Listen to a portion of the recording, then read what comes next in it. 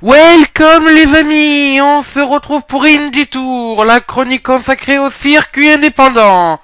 Et aujourd'hui nous allons parler pour la toute première fois de la maison de l'hardcore, The House of Hardcore.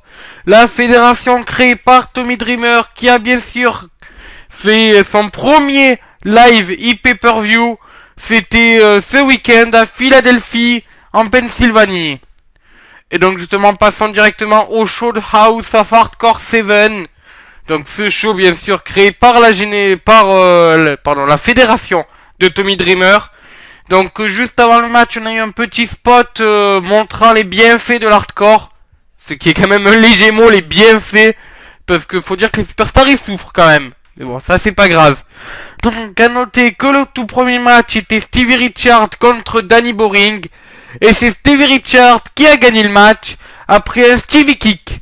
A noter qu'après le match, les deux se sont enlacés en marque de respect. Ensuite, on a eu Christian Work qui a battu Brian Myers. A noter que après le match, Myers a pris le micro et a commencé à se faire une petite promo.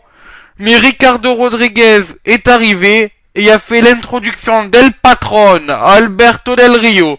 C'est bien sûr parti en petite bagarre entre Myers et Del Rio. Et Del Rio est arrivé avec son cross breaker à faire taper au sol malgré le fait qu'il n'y ait pas l'arbitre, Brian Myers. Ensuite, nous avons eu un match à 6, vu que Lytle Goody était en équipe avec Team Tremendous, Dan Bowie et Bill Garr. Et oui, la Team Tremendous qui connaît l'hardcore justement, vu qu'ils viennent de la CZW, qui est une fédération hardcore, ont battu Vic Balicious, Anthony Green et Ben Ortiz. Donc c'est Guido qui a gagné après son roll-up. Ensuite, on a eu Eddie Edwards des Wolves qui a battu Eddie Kingston. A noter que pendant le match, on a entendu la musique de What Them, The War Fucking Show. Et oui, le kid de Philadelphie, justement d'ailleurs, je crois, était présent pour House of Hardcore 7. Ensuite, on a eu un match à 3, vu que Tony Nese a battu Alex Reynolds et Lance Anayawa. Voilà, ensuite on a un match de légende, vu que la Team 3D a fait son retour sur les rings, après avoir quitté la TNA. C'était à Bound-for Glory. Sûrement que certains étaient déjà avec moi et qui ont sûrement suivi Bound-for Glory, qui avait été commenté par Alois et moi-même, bien sûr. Et donc la Team 3D a battu, c'est l'équipe des Killer Elite Squad, donc est composée de Lance Archer et de David Ball Smith, deux anciennes WWE. Enfin, Austin Harris a battu Drew Calloway. On a eu aussi un Extreme Rules match pour le titre TNA entre Bobby Roode et Tommy Dreamer.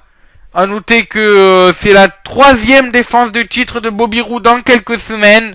Il les enchaînait, on dirait qu'il nous fait une Dolph Ziggler aiguë. Voilà, et enfin en main event de la soirée, on a eu sûrement un des plus grands matchs par équipe qu'on ait jamais connu, vu que The Young Bucks ont battu les Hardys.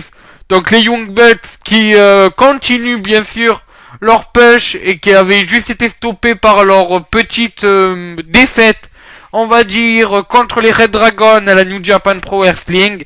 Et les Hardys, eux, continuent à vagabonder autour du titre tag.